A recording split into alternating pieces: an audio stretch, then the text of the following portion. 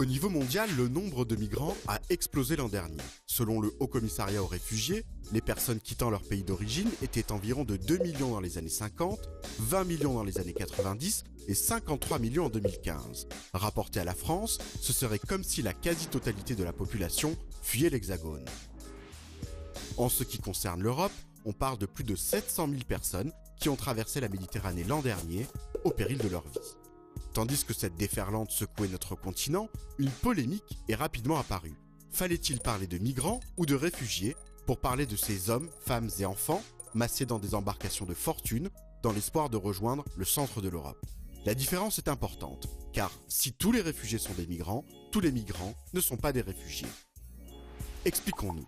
On parle de migrants pour désigner toute personne qui quitte son foyer, qui se déplace d'un lieu à un autre. Un migrant peut quitter son lieu de vie volontairement.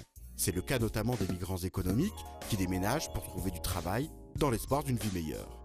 Certaines migrations sont aussi forcées. On part de chez soi pour échapper à la guerre, à des catastrophes naturelles.